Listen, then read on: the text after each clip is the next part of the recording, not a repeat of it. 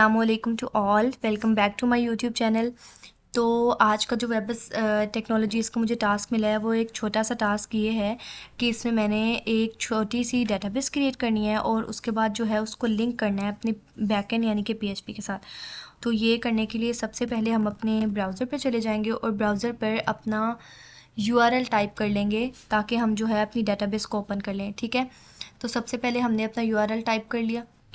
तो यूआरएल अपना हम यहाँ पे टाइप कर लेते हैं http लोकल होस्ट php माई एडमिन।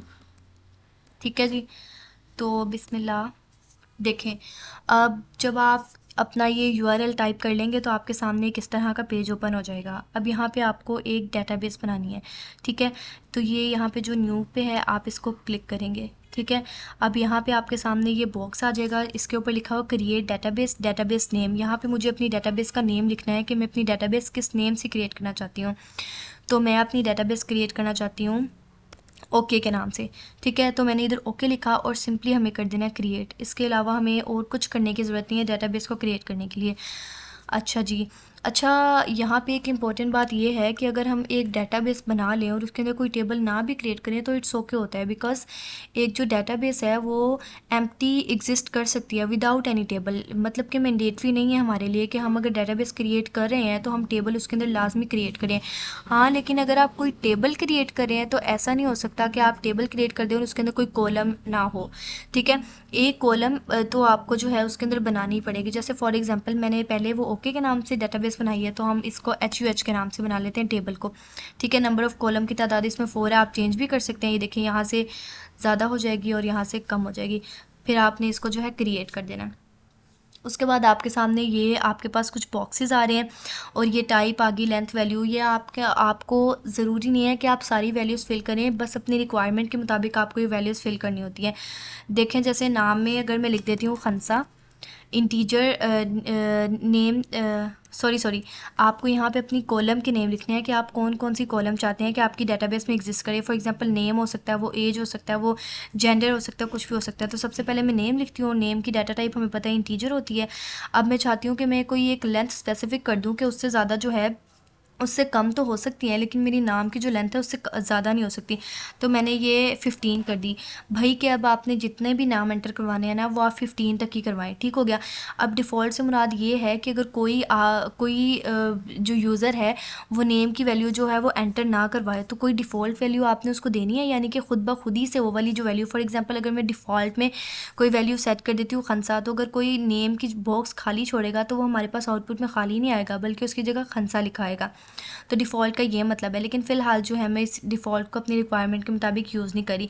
उसके अलावा आपके पास कोलेशन आ जाते हैं, एट्रीब्यूट्स आ जाते हैं, नल आ जाते हैं, इंडेक्स आ जाता है। मतलब ये सारा आप अपनी रिक्वायरमेंट्स के मुताबिक देख देख के फिल कर लेंगे कि इसका क्या मतलब है और क्या। वैसे थोड़ा बहुत जैसे अगर फॉर एग्जांपल ऑटो इंक्रीमेंट की हमें ज़्यादा ज़रूरत होती है तो वो हम देख लेते हैं कि किधर, जैसे हमने अपनी आई, ये देखें AI, ये होता है ऑटो इंक्रीमेंट। ID वगैरह अपनी जो होती है उसको हम चाहते हैं ना कि हम बार बार से वैल्यू ना दें बल्कि वो 1 के बाद दोबारा 2 3 4 5 6 खुद ही हो जाए, तो उसके लिए हम ऑटो इंक्रीमेंट करते हैं। नल का मतलब है कि आपकी वैल्यू नल हो सकती है।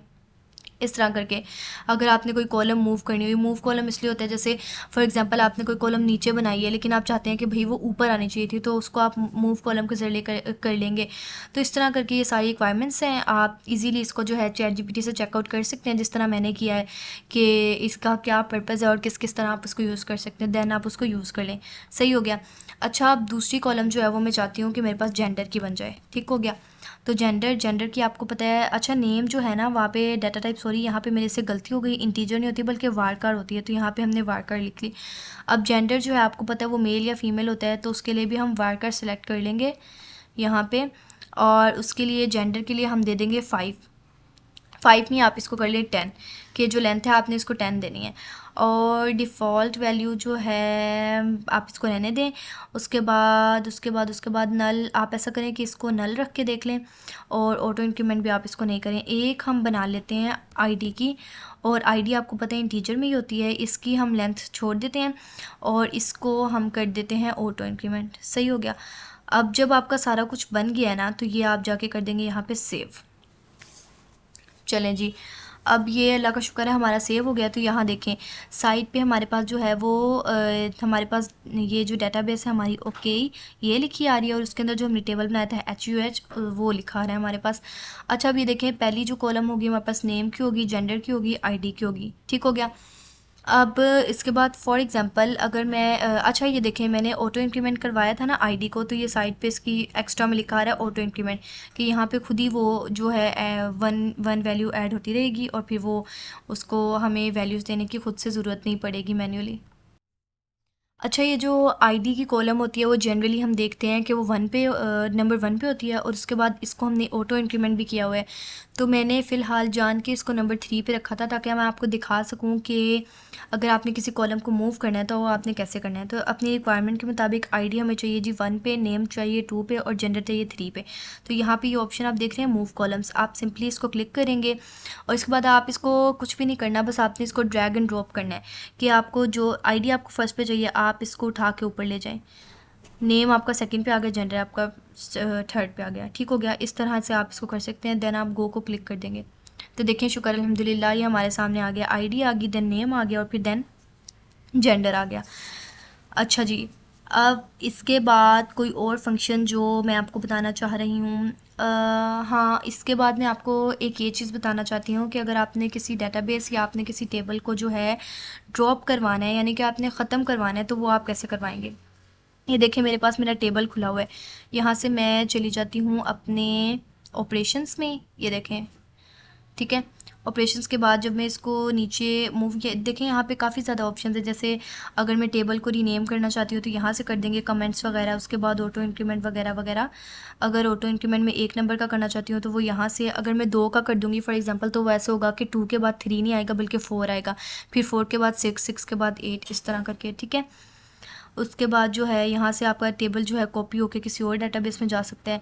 अच्छा खैर, अभी मैं आपको बता रही थी कि डिलीट कैसे करना है। ये देखिए यहाँ पे आपको 3 ऑप्शंस नज़र आ रहे हैं। इससे एम्प्टी हो जाएगा ट्रंकेट, यानी कि इससे जो है आपका टेबल जो है वो डिलीट, और उसके ये यहाँ पे ये जहाँ पे ड्रॉप की ऑप्शन है 3rd नंबर की, अगर आप इसको क्लिक करेंगे तो आपका पूरा का पूरा टेबल जो है ख़त्म हो जाएगा।